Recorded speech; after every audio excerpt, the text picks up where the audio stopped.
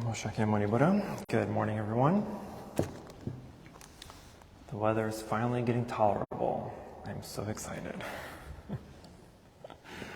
It's no longer a bazillion degrees.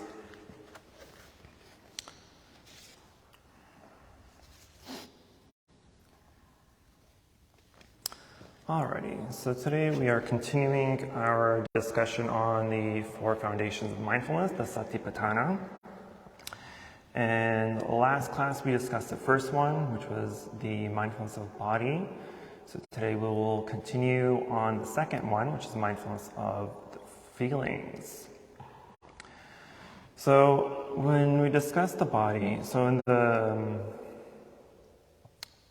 beginning of the year when we were going through our classes, we touched base and focused mostly on the Anapanasati Sutra, the mindfulness of breathing, which is the foundational teaching of any meditation. So these two discourses, the Anapanasati and the Satipatthana, are the two main teachings of Buddhist meditation. So we didn't discuss them fully or in detail. So if you do want to, feel free to read them on your own. They're not very long discourses, so they're easy to comprehend and digest. But in each of the discourses, there are several exercises. And so in the first one, beginning of the year, there's 16 exercises in that discourse. And in the one we're going through now, the foundations of mindfulness, there are 20.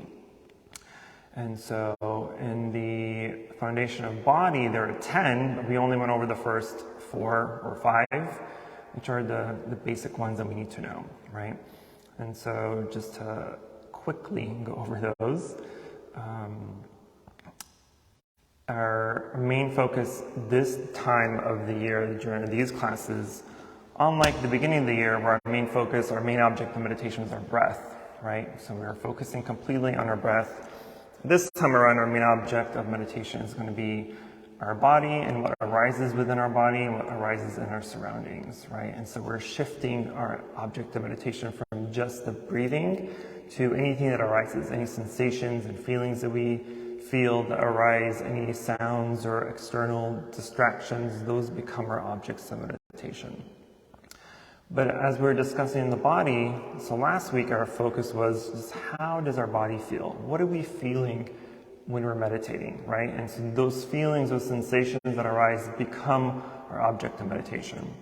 So as we're sitting down, if there's a cramp in your leg or your knee and your back, we're shifting our object of meditation to that spot and using that as our object of meditation, as our focus, right? We're observing this feeling. Where is it arising from? What is it? How did it arise? Right? We're kind of just analyzing the situation.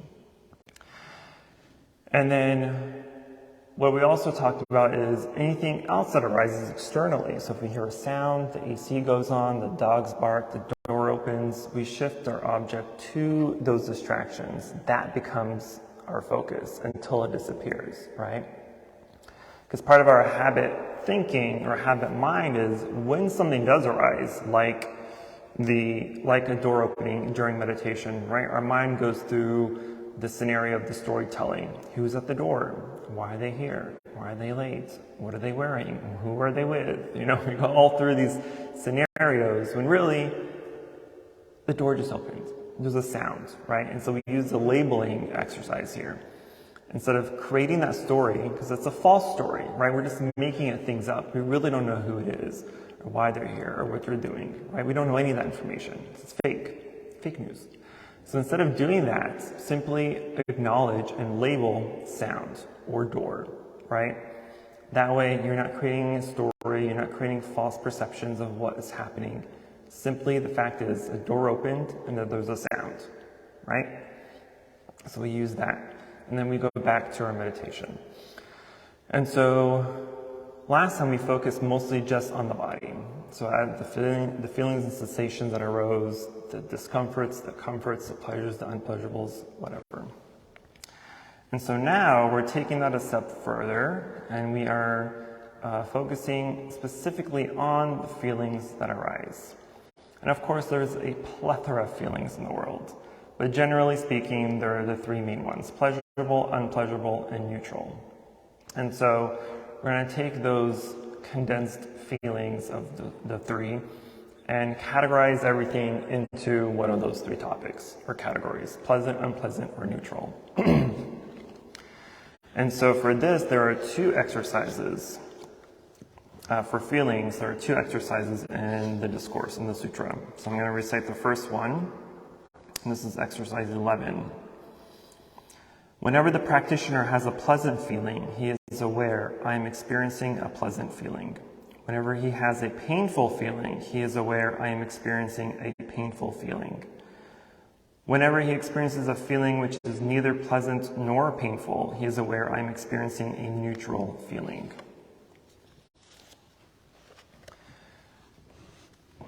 So this is part of the not going into the habit of creating something in our mind, right? Because if we're sitting, for example, right, and your feet start to fall asleep, or your back starts to ache, right?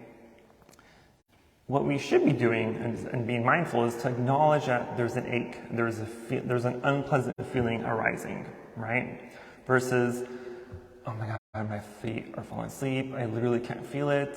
I think if I stand up, I'm going to fall over, or my back's about to crack in half because it's so achy. Where we start creating all these excuses as to why we're feeling unpleasant, right? And then we go through the motion of what should I do? Should I move? Should I stay? Should I suck it up? Should I adjust? Right? We create all these just extra mind talks.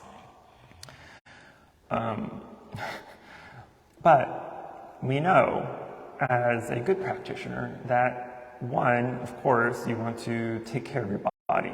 You don't want to be sitting in discomfort for the entire session, right? It's unhelpful for you. So don't think that it's not okay to move or adjust yourself. If you're feeling pain, usually I jokingly always say, try to suck it up, right? Because you're going to be sitting a lot during meditation practices, and you have to get your body has to get used to sitting, right? As Westerners, we're not typically accustomed to sitting on the floor for long periods of time, right? So our body is gonna feel that initial discomfort for a while. And so if you're just starting to practice meditation, then it's okay to adjust yourself and change around the posture and the positioning, that's fine. But after a while, you do want to try to allow your body to get used to those feelings. Regardless, if you do have to make any sort of adjustment or movement or change, simply just be mindful of it. Make that mindful awareness that you're about to make an adjustment, and do it slowly and do it mindfully, right? Don't feel like you have to sit stiffly like a statue and start sweating because you're so much in discomfort, right? That's not gonna be helpful for you. So just be mindful of the adjustment that you have to make, and make the adjustment, right? Be mindful. You make the mental note that you're feeling an unpleasant feeling, and you make the adjustment until the unpleasantness goes away.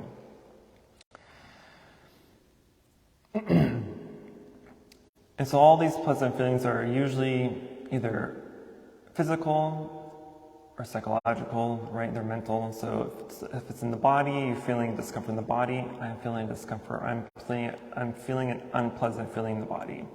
Sometimes an emotion arises. Anger or hatred or jealousy or even happiness, good feelings, any feeling that arises, right? We want to acknowledge them. And if we are mindful enough, this is where our body and mind comes into, or I guess in this case, body and feeling comes into connection, right? Because if we are being mindful enough, and our body is in a comfort position, it's comforting, we're feeling fine, but all of a sudden an emotion arises that is unwholesome or negative, like anger, for example, right? Maybe we thought of a situation that happened at work or with our family or significant other that just brought up emotions of anger. And if you're mindful enough, you'll notice that your breathing is changing.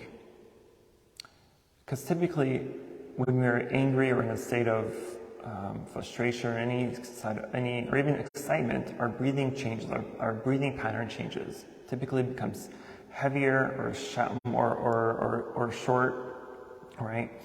And so, if we're able to notice that change in our breathing, then we can say, "Oh, wait, there's a change in my breathing. That means something is happening other than calmness, right? Sometimes we're unaware that we are feeling, we're unaware that a negative emotion is there, right? Because we're just going through the regular wave of emotions that happen that we're not really paying attention. We know it's there, we know that we're thinking about it, but we're not really paying attention to it, right? Our mind is a river of emotion. Every single drop is a different emotion, different feeling, different sensation. And so part of our job is to watch those waves of emotions and feelings as they go by. So we have to be mindful enough. So if we're mindful enough and we're sitting in feelings of anger arises, and we notice that change in our breathing, then that should kind of light up that bulb and say, hey, there's something happening here that isn't very calming or very pleasant, right? And so we can take that change in our breathing and work backwards and see where it's coming from. And hopefully they'll give you the realization that anger is there. And that from there you can tackle the emotion, tackle the feeling. So watch your breathing, watch your body. Because even if you don't see a change in your body, in your breathing, there may be a change in the body, right? Your body may start to stiff up. You may start to get feeling discomfort, maybe start sweating, right? A lot of times when we're angry or heated or frustrated, we start to sweat and get hot and all flustered, right? So be aware of those changes in the body and in the breathing. Those are your tell signs that something is out of sync. There's not a balance between mind and body. The second exercise is pretty long, so it's not really long, it's just in detail. The second exercise goes, when he experiences a pleasant feeling based in the body, he is aware, I am experiencing a pleasant feeling based in the body. When he experiences a pleasant feeling based in the mind, he is aware, I am experiencing a pleasant feeling based in the mind. When he experiences a painful feeling in the body, he is aware, I am experiencing a painful feeling in the body. When he experiences a painful feeling in the mind, he is aware, I am experiencing a painful feeling in the mind. When he experiences a neutral feeling based in the body, he is aware, I am experiencing a neutral feeling based in the body. When he experiences a neutral feeling based in the mind, he is aware, I am experiencing a neutral feeling based in the mind. So here the exercise is specifically telling us to pay attention to those pleasant, unpleasant, and neutral feelings. The neutral feelings we think is anything that is not pleasant or unpleasant, right? Maybe just sitting down now randomly, you're not feeling discomfort or pleasure, you just are, right? So it's a neutral feeling. We feel more neutral feeling than any other feeling that there is, right? Our neutral feeling is just the random, everyday life that we go through until something happens where we experience either pleasure or displeasure, right? But we don't pay attention very often to those neutral feelings. We only pay attention to the good things that happen or to the bad things that happen, right? And when the bad things are happening, then we wish that they were good. And when the good things happen, we wish they'll never be bad, right? Part of our practice, especially in Buddhist meditation, is the concept of impermanence. That everything is impermanent, both your pleasurable and unpleasurable feelings and sensations and wishes and hopes. Everything's impermanent, right?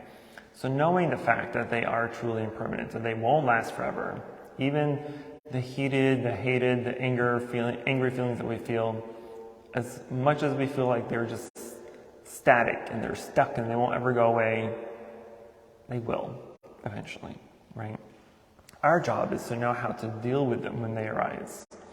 Because if we know how to deal with them when they arise, and we know how to tackle it correctly and with mindfulness and awareness, then it's easy for us to acknowledge the truth behind those feelings and know that they are impermanent. If we have a toothache, for example, or a headache, right?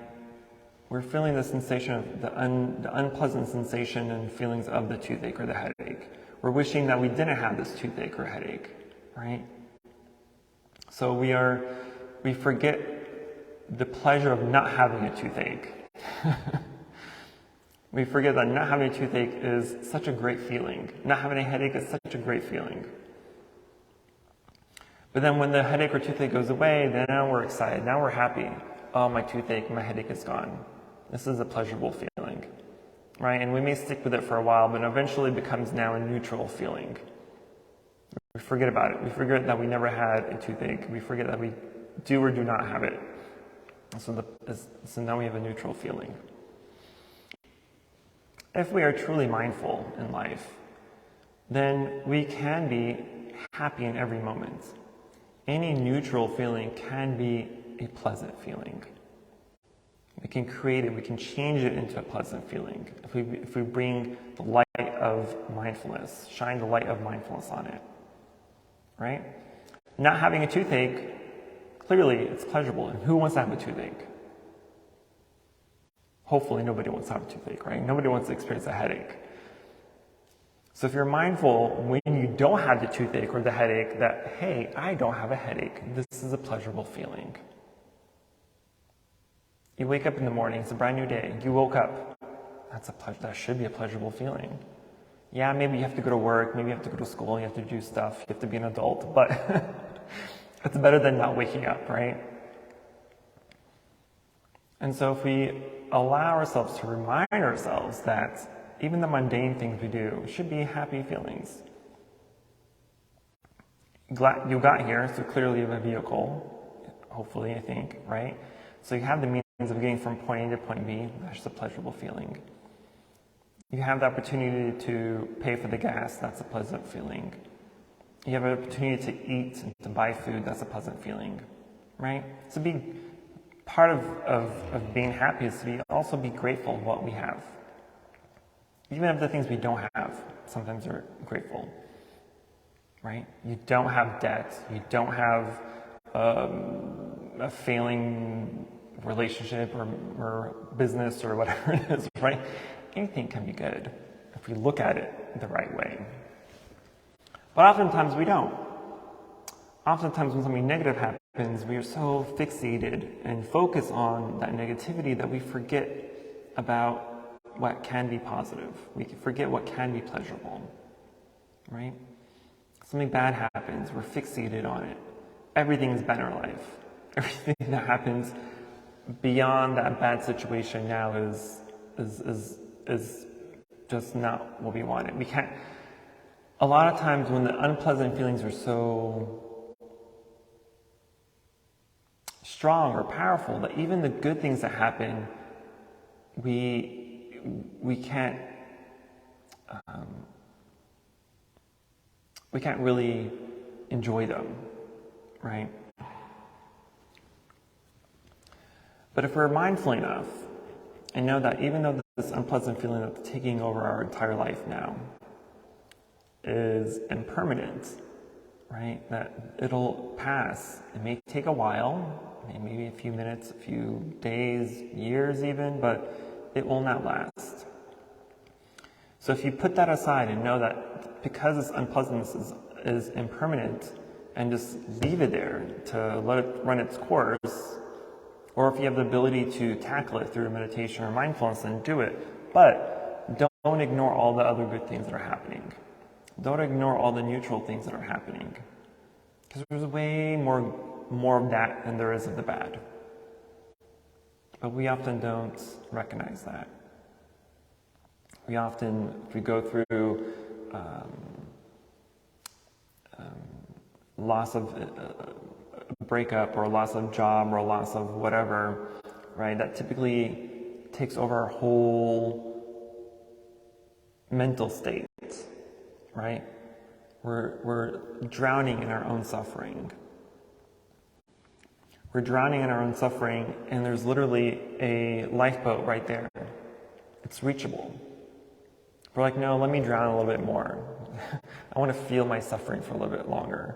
before I before I go on into the lifeboat. Right? A lot of people enjoy being miserable. A lot of people want to feel misery. Like, let me feel miserable for a while. This is getting me through my day. I want to feel miserable. This is how life should be. This is what I'm supposed to go through. Says who? Nobody wants to be miserable. I hope. Right? Unless you're some evil villain, nobody wants to be miserable all the time. But sometimes that misery gives us a sort of weird comfort, right? There's a weird comfort in the sometimes of feeling miserable or feeling depressed or down or whatever it may be, right? It's kind of like a cushion because we're intimately close to it. We feel it intimately, and so we want to hang on to it a little bit longer than we should. But if we know that, again, this misery will pass, that this is impermanent, that this won't last forever, and then slowly take a hold or get into that lifeboat, then we're able to sail off into freedom, into the shore.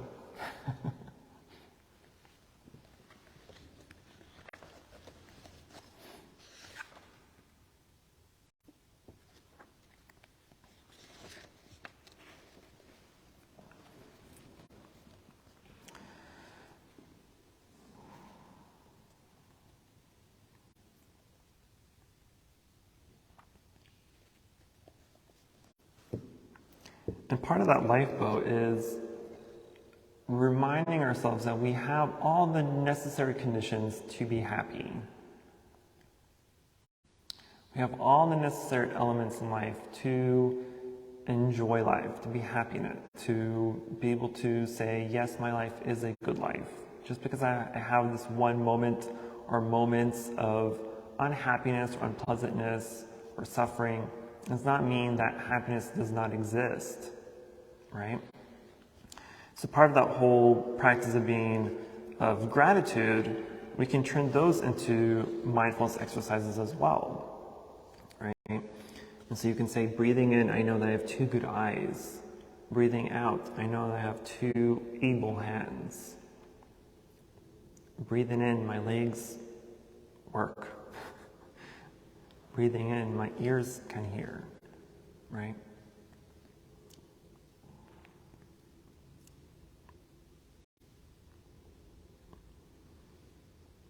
So if we practice these types of exercises, then we can remind ourselves to be aware or have the awareness that we have all the conditions to be happy. We have all the necessary things in life to bring happiness to us. We just have to know what to do with the things that don't bring us happiness. We know not every day is going to be a good day, right? But there is good in every day. But how often do we remember that? Not very often. Because we tend to fixate too much on the negativity of life and the situations that happen that we forget about the good in the day. So that used to be my mantra sometimes, was many years ago when I worked in customer service. Just wanted to punch everyone in the face. But my mantra at the time was, this is not a good day, but there is good in this day.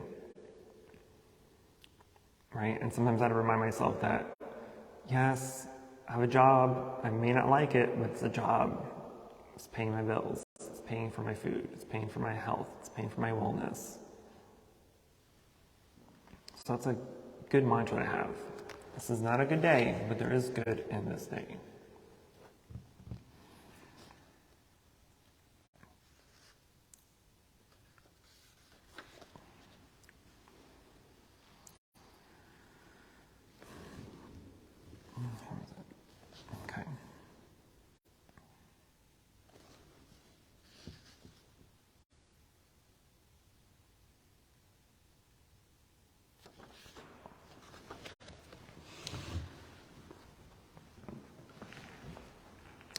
And even though the majority of our feeling throughout the day is neutral, those neutral feelings can become unpleasant. If you're sitting here now in meditation class, maybe some of you are like, this is pleasant. I'm in a pleasant, calm atmosphere. It's quiet for the most part, right? You're at peace. But maybe some of you are like, this is not happening. My body hurts. My back just wants to lay down. My mind is racing all the time, so it's unpleasant for you, right? But hopefully it's not. If it is, then we have to know how to direct that energy, right? If you're doing something that maybe, because we do a lot of things all the time that we may not want to do, but we know that we should be doing, right? Like cleaning our house, for instance, or doing the laundry or the dishes. Some of these chores, I mean, I don't like doing any of those chores, but you know it's a necessary chore, right? It's a neutral thing that we have to do. But we often are so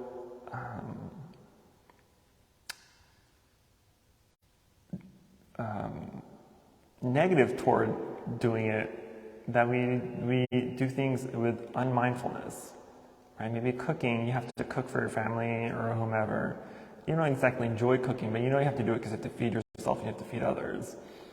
But if you do it unmindfully, then you may ruin the meal. You may burn it, accidentally burn it because you're unmindful. You may be adding too much or too little ingredients, right? And so the whole meal is just not good, right? Or if you're doing dishes, maybe you didn't use enough soap, maybe you didn't soak it enough, long enough, or whatever, and you put it away and your dishes are still dirty, right? So some of these neutral things that we do in life can become negative or unpleasant because we're not applying the power of mindfulness to it. But if we add mindfulness to what we're cooking, then we know that what we're doing is going to be good, hopefully, right? Because you're not burning it, you're adding exactly what you need to it, right? You're cleaning your dishes thoroughly and good enough, and so they're going to be nice and shiny and clean, sparkly, hopefully. So be aware of any neutral feeling and recognize that this is neutral. If it's neutral, how can you make it pleasant? If it's unpleasant, how can you make it neutral or pleasant? Part of our practice is to know how our mind works and why it works that way, and to figure out the core root reasons of how and why we think or feel certain ways. If you're sitting in meditation and the feeling of anger arises, the anger just didn't apparate out of nowhere. It didn't come from nothing. There was a reason why the anger arose. Maybe it's because you recollected or recalled an argument you had with someone, right? And so you go back and think, well, why did the argument happen in the first place? What was the reason? Oh, this is why it happened. But why did that happen? Well, because this happened, right? And so you ask yourself, why? You go back into the core reason of the issue. Because if you're able to get to the core reason of the issue, get to the root of the cause, then you can pull out that root. Pull out that weed of negativity. Because unless you pull out that root, then it's always going to come back during meditation or during times of mindfulness or contemplation, right? So you're never really getting rid of it. The only way to get rid of it is to find that root and pull out the root. That way it's out of your mind. It'll never come back again. That's one of the main reasons of meditation, is to learn how our mind works, why it works in certain ways, why it feels certain things, or believes certain things. And sometimes those root causes are pretty obvious. Sometimes it takes time. Maybe you find out it's a specific person, so now you have to unfriend them. Maybe you have to distance yourself from them. Maybe you have to leave them all completely. I don't know. It's going to be your decision, your reflection. But if you have that root pulled out, then it's one less thing that's arising during meditation, right? Because you have so many distractions, so many things that arise. If you're able to take one root out at a time, they have one less thing coming up. It may not seem that significant because it's just one thing, but eventually, over time, if you have a whole bucket of ideas and reasons, right? You take one out at a time, even though it looks like nothing is happening, but eventually it becomes empty. Now you have that clear mind, right? Obviously, if you have attempted meditation, you know that you can't sit with no thinking. You can't not think. You're going to get distracted. Thoughts will arise. That's normal. It's fine. Meditation is not no thinking. Meditation is when you're meditating and you think, you know what to do with the thinking, or you know what to do with the distraction, right? Which is why we practice labeling. So if a door opens up and you're meditating, you're concentrating on your breath, door opens, you make that label door or sound. And dogs bark, you make the label dog or sound or bark, whatever. Discomfort in the body arises. Discomfort is there. Not pain, not should I move, not what should I do, why is it here, why is it there? No.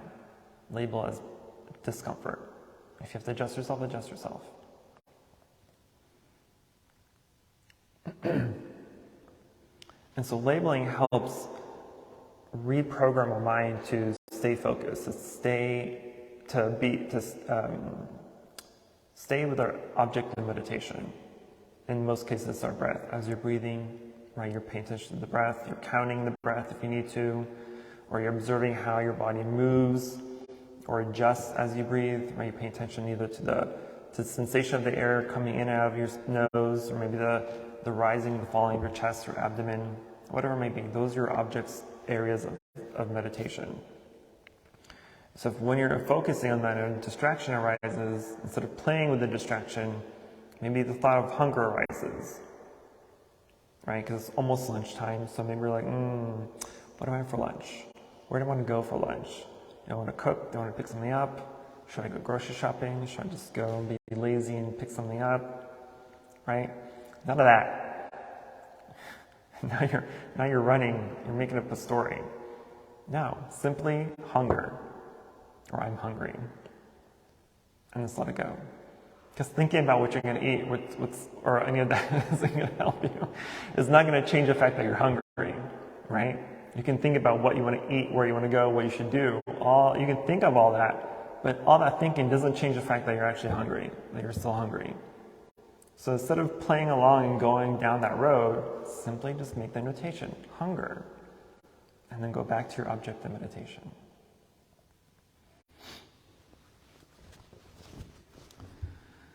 Okay, I'm going to stop there. The questions you have, thoughts, experiences, emotional outbursts. I have a coworker who never stops talking. He's very in the middle of whatever that. I know that it really raised my temper, and I try to be patient, but there's always a point that it's just, and I guess being aware of that annoyance, that would be one of the things that I need to be mindful of. Right. Is that a way to turn that into a neutral emotion? Usually by being mindful and acknowledging what's happening. In this case, you know that you're becoming frustrated or impatient. Usually that alone will calm you down sometimes, depending on the severity of the negative emotion. But if you're able to be aware of what's happening and how you're feeling and why you're feeling it, right? You can go back to some of these exercises and just be and recite those exercises to calm yourself. Because usually in that situation, you're not just mentally agitated, but your body is feeling the agitation too, right? Your body just feels it's tensing up. Maybe you're starting to heat up because you're just so angry, right? And so you know that this is not a pleasant feeling. But if you're able to go back to your breath, for instance, and if you're able to calm your breath, then your body will start to calm as well. If you're able to calm your body, then your breath will start to calm as well, right? They are interlinked, right? If you calm one, the other will calm. And so knowing that your body's all tense and heated and wanting to attack and just shut them up, if you're able to at least calm your breath, because calming the breath is easier than trying to calm the body. So if you're able to calm your breath and be mindful of the breathing, be mindful that breathing in, you know that I'm breathing in. Breathing out, I know I'm breathing out. Breathing in, I know I can calm my body. Breathing out, I calm my body. Well, it's breathing in, breathing out. Breathing in, I know that I'm breathing in. Breathing out, I know I'm breathing out. Breathing in a short breath, I know I'm breathing in a short breath. Breathing out a short breath, I know I'm breathing out a short breath. Breathing in a long breath, I know I'm breathing in a long breath. Breathing out a long breath, I know I'm breathing out a long breath. Breathing in, I'm aware of my body. Breathing out, I'm aware of my body. Breathing in, I calm my body. Breathing out, I calm my body. So if you go through these exercises and you're aware of how the breathing works or how your breathing is, and be in tune with the breathing, then your body starts to slow down too. It's interesting you say about on top, breathing and breath. There's a duality. Seems like almost to that. Like breathe that breath in and breath out. Just thinking about that thought. Seems like a duality to it. Because your body and breath are interlinked, right? And there's a type of duality between mind and body in this case. Because your mind and body is linked. You can't separate the two, right? And because you can't separate the two, they need to be in balance with each other. So again, if you're able to calm your body, you're able to calm your breathing. If you're able to calm your breathing, you're able to calm your body, right? If you go for a run and you come back, what are you going to do? You're going to be sitting down, huffing your knees, trying to catch your breath, right? You're trying to calm your body and trying to calm your breathing. And you'll notice that once your body starts to calm down, your breath starts to calm down as well. You can't separate the two. I also, like you said, after a very stressful day, I work out very intensely, and just for the endorphins. Would that be more of an escaping, I guess, the issue that I'm facing, or is that something that's a way to face it? Say again, I'm sorry? So, like, a lot of people, like, they try to, some people after work, they're very stressed and they're very, people go and exercise. Exercise, of course, but, yeah. So it's like, people are just exercising, just get those endorphins and get that stress out. Is that more of an escape instead of facing the actual problem? Yes and no. It's good because it does physically help you and mentally help you, right? To exercise, right? To get that energy out is a good thing. But repressing what negativity may have happened is not a good thing, right? Because if you repress too much, eventually you're going to explode, right? You can only blow into a balloon, put so much air into a balloon before it pops, right? Right, exactly. You're not fixing the issue. You're just holding on to it until you have the opportunity to yell to someone or to get it out, right? So that's part of the meditation practice is to deal with those issues at hand, to see what the core reason is. This person at work may be talking a lot and frustrating you, but why are they frustrating you? Them simply talking is not the problem, right? You're surrounded by people that talk all the time. They just happen to talk too much, right? But there's a deeper reason to that, right? It may be something that is their problem and issue they have to face, or maybe something with you, right?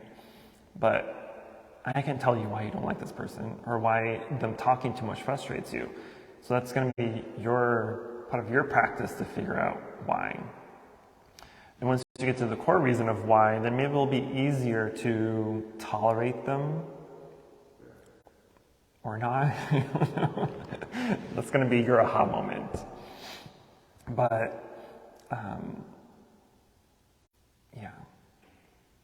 Don't try to suppress things too much, because otherwise you're just going to explode and go off on someone and create this huge tangent, and you may do more bad than you intended.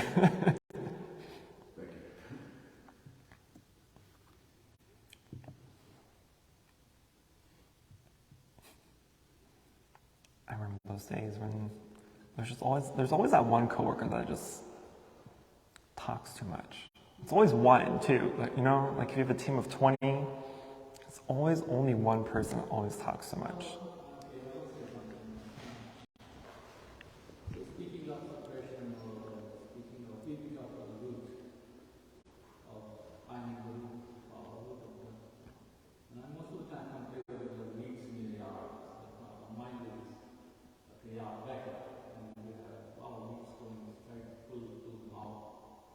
But sometimes it is problem. Just pulling this weed and the top part comes out, the root is still there. Yeah. Especially really hard summer. So that suppresses and it comes back, it grows back. So getting the root out of the ground or that is the challenge. Mm-hmm. That's what I'm saying.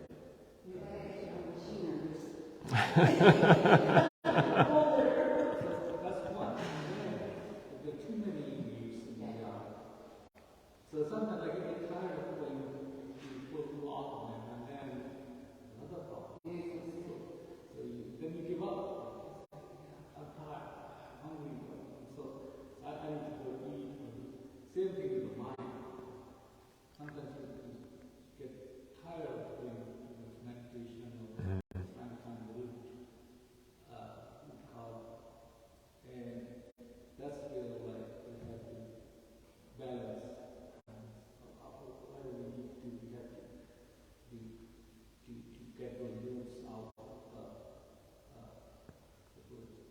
whatever issue we're dealing with? And most of the times it's very hard, challenging. Me personally, I was always the person that sat and listened to the person that was talking too much,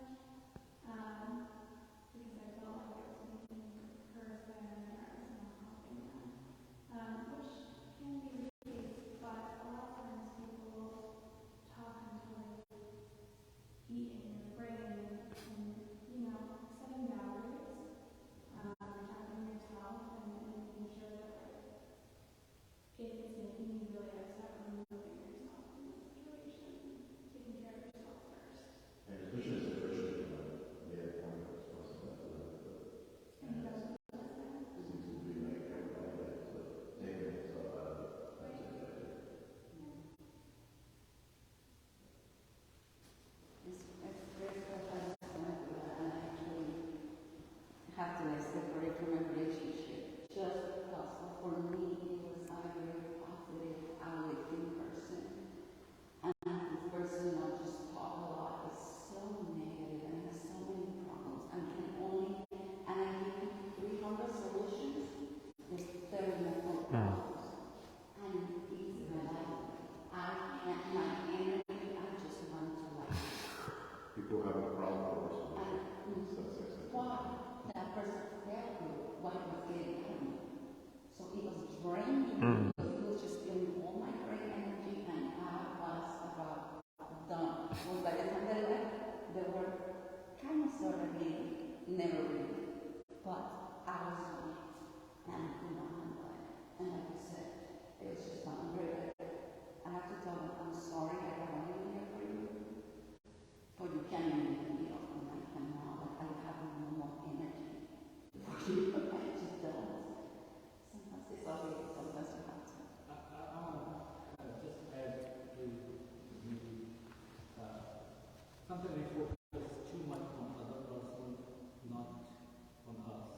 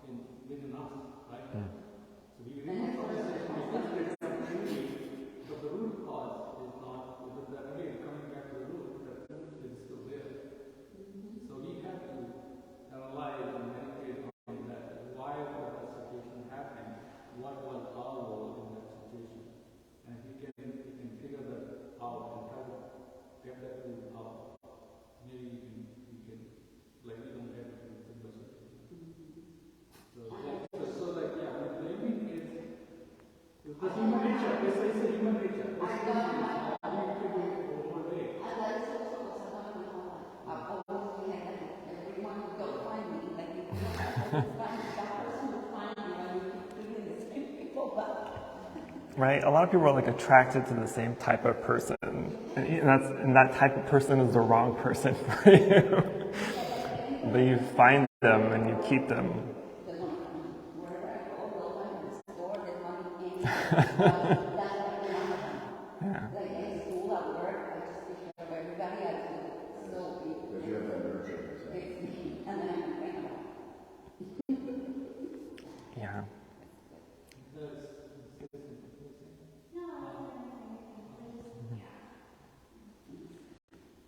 You have to know your limits and boundaries. I'm honestly glad I'm here today because of the feeling, because that's my biggest struggle. Like, I have feelings for the whole world. I have a lot of them, I have them all, and I feel the feelings of everybody, and it's as amazing as it is, can drive me crazy because sometimes I just can't handle all the feelings, and that's been an amazing thing, but meditation has helped me a lot. Especially getting over people's feelings like that, because I just take them on. It's almost like I want And it's okay to feel those feelings, but you have to be able to know how to direct them. Right? And so part of directing them is to be able to acknowledge them, right? And to acknowledge exactly what you're feeling. Because you can be feeling a whole bunch of emotions, but you don't know what they are, right? You're just feeling stuff. But if you're able to sit down and say, okay, this is what this is, this is what this is, this is what this is, and it's easier to be able to then direct that energy out of yourself. Otherwise, if you're just feeling, I'm feeling sad or depressed or whatever, like, okay, but why though? You're not just feeling sad or depressed for no reason, right? So if you're able to find those reasons and connect them, then you can divert that energy somewhere that's outside of you, so you're not hanging on to it. But you have to be able to pinpoint what it is first. You can't just throw it out. It's like throwing out your entire purse, right? You may be giving people hundreds of dollars versus whatever it may be, right? You have to know exactly what you're giving before you can give it. But, yeah. If someone's talking too much, just get the earphones and... The problem then is start talking about other people. It's like, oh, he's got earphones on, he's not working, he's listening, he's not focused on his work. There's a very kind of toxic kind of person. It's just like a guided mission that tries to adapt itself like a smart person. Okay, it doesn't work this way, it work this way. See, unfortunately for me, I used to be, I guess I still am sarcastic. And so, especially in the work setting, I was very, or at least in the office setting, I never really hesitated to speak my mind. And so if someone is over-talking or just extending their time too long at my desk, I would simply just be like, listen, I've stopped listening to you 3 minutes ago. You're wasting both our times. So can we get back to work, please? So it's not being mean, you're just being honest. That's what I always say. I'm not being mean, I'm just being honest. It may come off of being mean.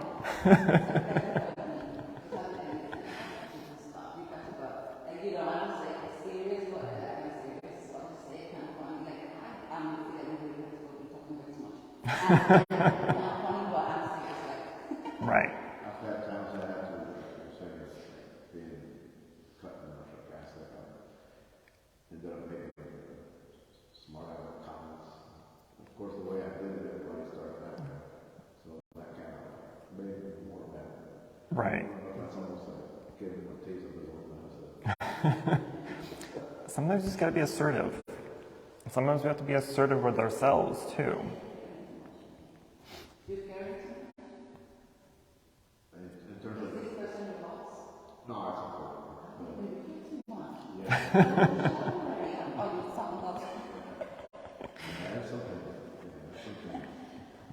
Yeah. You know, again, our bodies are a river of emotions, right? And around this river are all these roots, right? These weeds. And like you said, sometimes we're just picking off the surface weed, but we're not pulling out the actual root, right? It's a little bit more difficult sometimes. So in meditation, usually, because like, oh, there's so many things in life that I have to pull roots of. Well, there is, but the strongest ones are the ones that come up during meditation, right?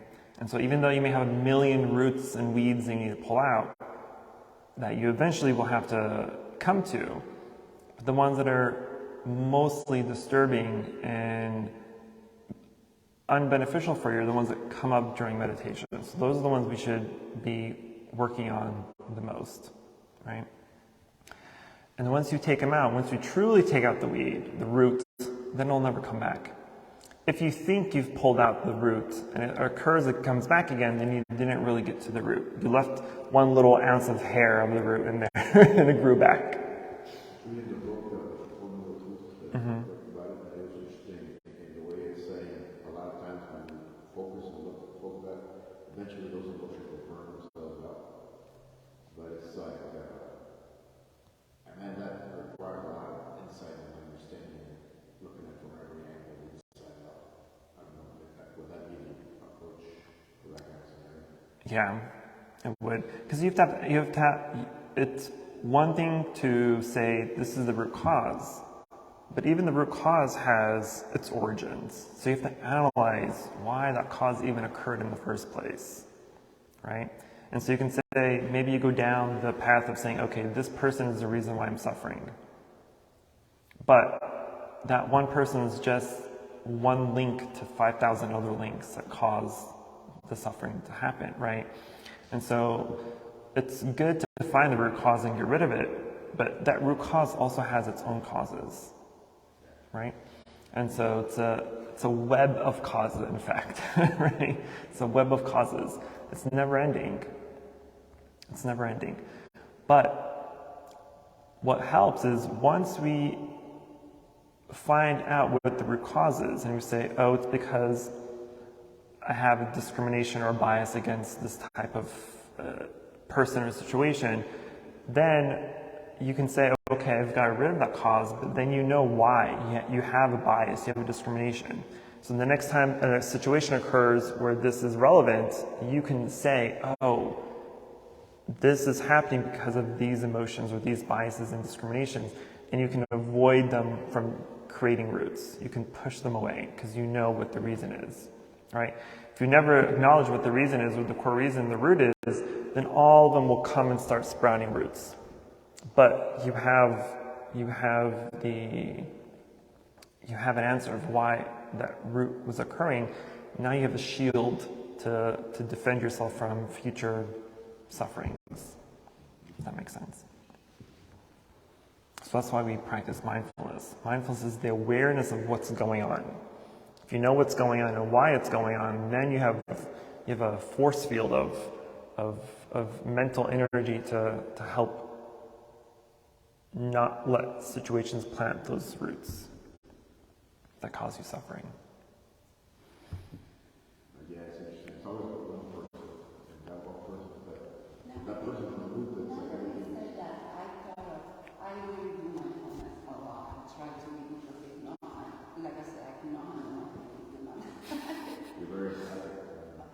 Too much extra. So with this person, because I'm very trying to be very mindful, I realized they just give me way too much information. And for me, I'm simple. I just tell me what to do, how it is, what we do it, and we'll do it. Yeah. This person has to give me statistics and backgrounds and telling me and I just get overwhelmed and just talking, and I don't really know right now. So those were things that I did like this. You can give me more information. So things like that, it wasn't really easy. It's just that I got overwhelmed. I like the person and everything, but I didn't ever want to speak. But it was me, I get overwhelmed and I realized they just they're smarter people. They're thinking smart people. I am a feeling people. Go get it. Just tell me what you feel, what you do, and that's it. So we just couldn't work together in any relationship ever. But that was part of the mindfulness that I just realized that really is not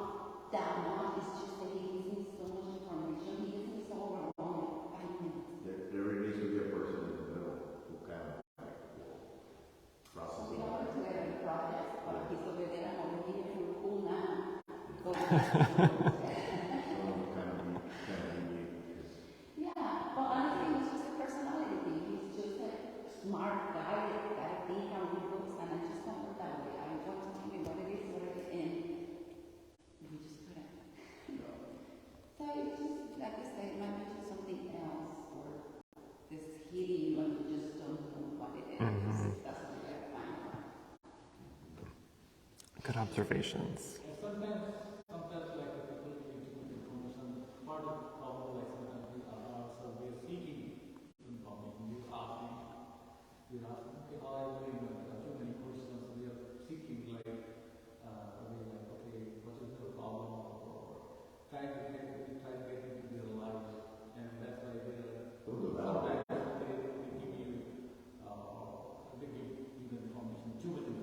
So sometimes we forget, like, why are they giving me that much information? So we kind of like analyze ourselves and find out, oh yeah, I was asking so many questions. I was trying to get into our personal life, or whatever reason. That's why we are sharing it. Sometimes happen. So There's just so many things. It's just so very hard. He talks so much that I forget what we were talking about, and now I forgot what we were talking about. Maybe it's stupid now, I don't know what it is.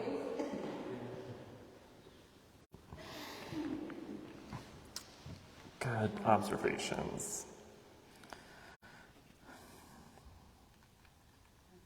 Alrighty. Then we will sit for meditation and then do walking meditation. And then we'll close it out with any last minute observations or experiences if you want to talk about your sitting. But we will sit for meditation.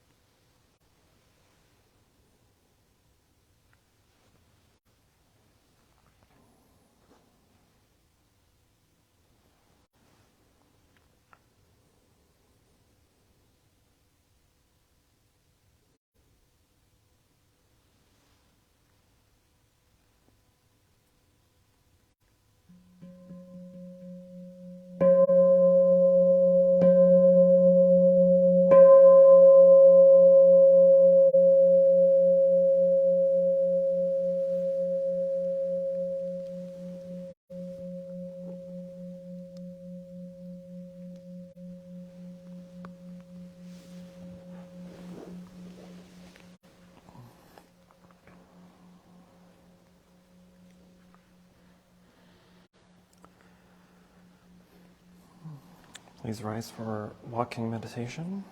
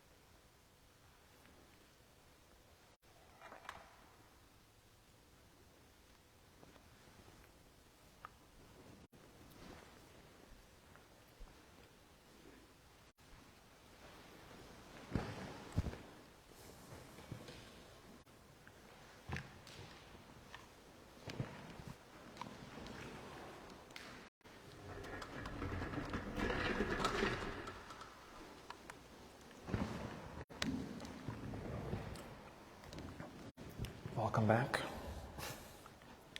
Hope everyone had a good sit and walk. I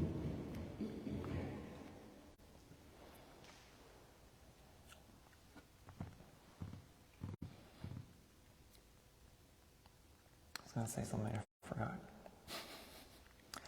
So much for being mindful. But I also did want to remind everyone that we have 2 more classes before our retreat on December 10th. So I expect everyone to be there. It's a full day. It's not that bad. 6 a.m. to 6 p.m. It's doable. Some of you have been there, have done it, so you know. Okay. Any last minute observations or thoughts?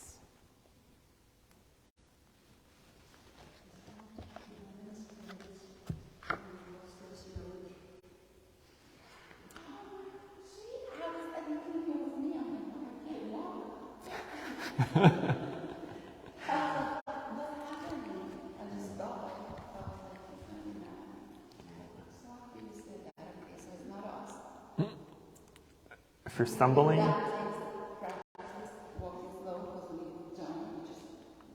right. You'll notice like your muscles in your legs more, they'll be a little bit more achy. You'll notice the trembling. The trembling is because you're not mindful. Sometimes you'll see me stumble on myself because I'm not mindful anymore. If you're mindful, because as you're walking, right, you shouldn't be walking and looking around. It's not how you do walking meditation. You do walking meditation and you look down and you pay attention to how you're walking, right? That's the object of meditation, is the actual walking experience.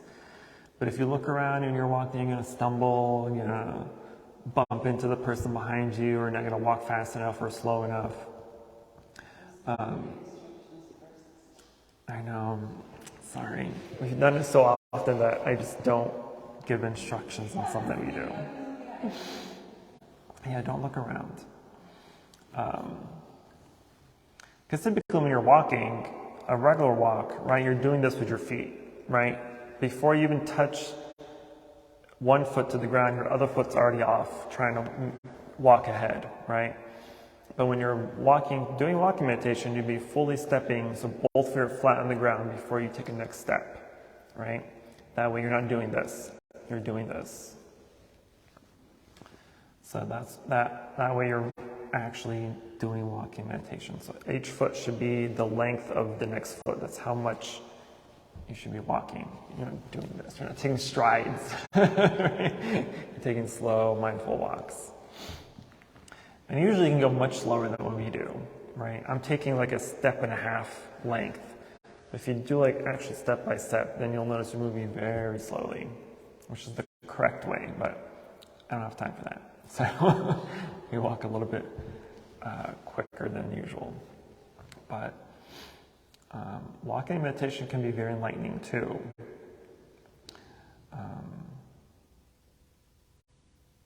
Yeah.